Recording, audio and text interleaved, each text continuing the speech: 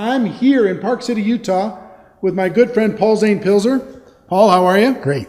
Paul invited us to his home, magnificent, interesting home up here in the mountains. And we just finished an interview for the network marketing documentary that's coming out the end of this November. And Paul's actually going to be at the event speaking as well. He's going to be just coming off a tour in China. And Paul is an entrepreneur. He is a college professor. He is an author of 11 best-selling books.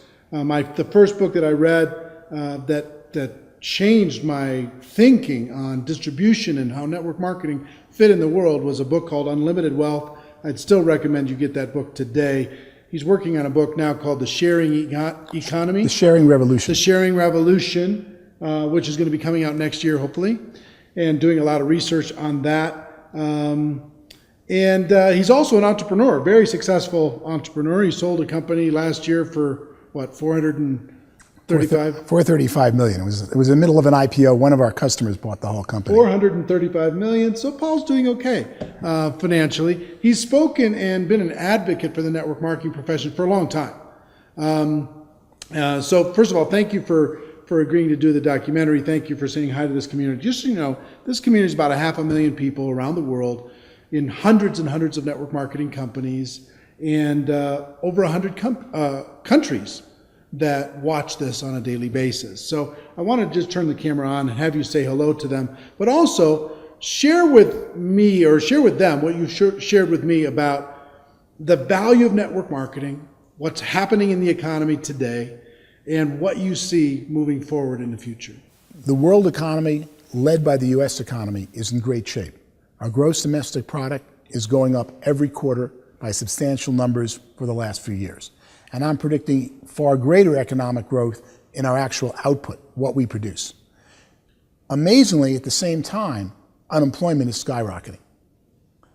What we're seeing is the real growth is the growth per employed person in gross domestic product. An example I use in my work would be, let's go visit Pilzer's Island, where 10 people fish with a fishing line. And they go out every day and they barely catch enough fish with their line for each fisherman to feed their wife and their kids. And all of a sudden, new technology shows up, a missionary with a net. Now, 2 fishermen with the net, one to pilot the boat, one to throw the net, can catch all the fish that 10 used to with the lines. That's a 500% increase in productivity. The island still got the same amount of fish, but it's got 80% unemployment. And of course, the challenge is, how do we quickly get that 80%, the 8 fishermen who no longer are needed to fish, to do something else? And the problem is each job they should do doesn't exist yet. One becomes a teacher. They never knew you could hire a teacher. They thought you have to teach your own kids. One becomes a doctor. He takes care of sick. I thought you only take care of your own kids when they're sick. One becomes a roofer. They don't just fix the roof. He becomes a specialist at learning how to keep their huts from leaking. All of a sudden, the economy grows a major amount, 500%, with roofing, with teaching, with medicine on top of the fish. But notice, none of those jobs existed until the unemployment occurred, the 80% unemployment from the net. And that's where we are in the world today. Let me ask you a question on the unemployment. You say unemployment skyrocketing, but the reports, if you look on the news, they say unemployment's going down. Well, that's because we changed the definition a few years ago of unemployment. In the United States, if you haven't found a job for 6 months, we don't count you as looking. We say you're no longer on the unemployment rolls. So we really have, in the order of 30% by my numbers of the U.S. population, unemployed or underemployed. Doing some token, 30%. Doing some token job. And that's just looking at the people who are out there producing value and going to work. And you see it all the time. You know, look at the government's number of 7% unemployment because they're only counting the ones who are less than 6 months unemployed, right? And if you look close at that, you go, it doesn't fit my reality. Take a list of I like to take the list of the 24 little homes in the block I grew up on. Where are they now? And who's unemployed at 50 years old? Or do the unemployed list of your relatives, of your cousins, or take some body of population, not based on where they work, and look who's unemployed, and you'll see 30% of the people in your life would love a job, would be working, but aren't finding something. Or would love a better job. Absolutely. Maybe they're working part-time somewhere. Not what they would call fully employed or utilized. Yeah.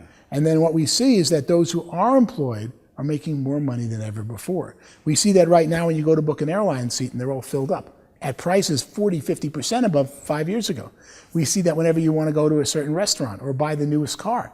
They're all producing them, but you have to wait for it. So those who are doing well are doing better and better than ever before, and they're about 50, 60% of our economy. The challenge and crisis is, what are we going to do worldwide with the people who are laid off because we no longer need vinyl records or digital CDs or CD-ROMs or all these new things as technology keeps changing, and we find better ways to do things more efficiently. Or Uber is so much better way of getting somewhere in a town than using a taxi, but someone's got to go retrain the taxi driver how to own his own car, take it clean, and become an Uber entrepreneur. Or Airbnb is a certainly much, much better way to go stay in a city than some horrible hotel room where you got to wait in line and check in, and you don't know who you're asking, and everyone's trying to sell you something at every time, and a cup of coffee is $8, than staying with some friend of yours. In fact, one of my employees just recently, I asked who uses Airbnb. Girl raised her hand. I said, how do you use it? She said, I rent out the couch in my studio apartment. And I looked at this young girl and I said, you feel safe renting out a one-room apartment studio? And you feel safe renting the couch? Yes, I only rent it to graduates of Oberlin College. I go, why Oberlin? Well, they like music. It's a great music school. And I went there. And when they tell me who they are, I check out on the web. I sign in as an Oberlin alum, and I see that they're really who they are. And then we usually have a lot in common because they're often from the same class. What a great world. Have a fascinating guest this weekend, and she pays for 110% of her rent by renting 10 days in a ski town, the couch in her studio apartment, to someone who went to college that she may or may not have known before. We see so many improvements in the world due to technology happening fast. But the scary thing is, what are we going to do with the unemployed? And that, of course, brings me to why I love network marketing so much. And love is really the right adjective here. Because only network marketing goes out there and says your employment past doesn't determine your economic future. Only network marketing says, you convince me you really want this, I'll take the chance and hire you. But I wouldn't hire you as an employee coming up with the money and the forms and having to pay you whether you produce or not. I'm going to hire you, but you're only going to make money if you listen to me and we train you together and we work and can succeed. So only network marketing has the opportunity to offer opportunity to so many people who have fallen off track. And that is unemployment, particularly the unemployment caused by structural unemployment, that's changes in technology, is the greatest crisis facing the United States and the developed world today. Because eventually, when you hit 60, 70% unemployed, you're in big trouble. Saudi Arabia has 90% unemployment because they pay people for not working and they import all their labor, and they become the hotbed for spawning so many bad activities and bad formats. We're right behind them unless we find ways to retrain people who are displaced by technology, and network marketing leads the way in making that happen. So tell me what you think about the future of network marketing. As we retrain these people, new skills, entrepreneurial skills, we teach people how to be entrepreneurs, take charge of their life, run their own life, get away from that job if they want to, have that extra income, build a career. What do you see as the future? Well, ultimately, the companies that succeed today in network marketing, while they think it's their product or something that's unique, what they're really succeeding at is intellectual distribution, distributing information about a product or service that will improve your life. Original network marketing was carrying goods, distributing when there wasn't UPS, there wasn't the post office, and you had to take them out of your trunk and lug product all over the place. Today, network marketing, virtually every network marketing company, is really about somebody teaching something else to someone, teaching a better method to someone, a better product, a better business way of doing business. And that is the strength of network marketing, and that's the bottleneck. As new technology comes up that would allow an Uber, an Airbnb, or so many things I'm studying in the sharing economy to exist, someone's got to teach the consumer how to use the new technology. And network marketing, while you think you're developing your wellness business, you're really developing your skill business at teaching other people new things. And that's going to be where the big money is. It already is in network marketing. That's going to be increasingly where there's more money in society, because companies want to train you or teach you to go train people about their product. Nobody does that as well as the network marketing industry. Yeah, I agree with you. And one thing I would tell you that I learned from your book, Unlimited Wealth, way back in my early days of network marketing, is you talked about something in the book called the technology gap. The difference between where technology was and it's inside of a company and where it could be, where it could or individuals, the way in which you shave or drive to work, and the better way you don't know about yet. And what little things sometimes stick in my brain, and they change the way I think from then on. And from then on, I thought about everything that I did. Where was I on this skill, my personal skill on finding people to talk to about my business? Where was I, and where's the best? What's the best there is? What's the blue chip standard? And what steps do I need to take in order to get from where I am to where I got? And every time I got to that next step, there was always something else. There was always a little growth. There was always somebody figured out a new way to be able to do it a little bit better, a little bit better. It's like climbing the mountains behind you. As you climb each mountain peak, you see another higher peak, but you couldn't have seen it because the mountain was in your way. And then you get to the higher peak and there's another mountain in your way, and you find there's always another higher mountain, a better way of doing something. But until you mastered the one you're challenged by, you didn't know there was another higher way. Well, instead of looking for the magic downline or the magic product or the magic compensation plan, I was looking for the magic me because of the technology gap idea in my head that you planted from your book that said, you had me go, okay, here's where I am on the 7 skills of network marketing. Here's where I am in my own attitude. So talk about for a moment just about the value of deciding to be a lifelong learner, the value of getting excited about a new idea, and why network marketing rewards that so well and encourages that so well. Mm-hmm. It's a question of faith. You go out to learn a better method. You master some area of a computer. You master some way of doing something. You learn a new network marketing technique to build your downline or communicate with people. And then you have faith to go, even though I just did all this and all the work, there's a better way out there. I'm going to have to ride and use what I just learned, but in 3 months or 6 months, I'm going to start again, because there's always newer and better methods.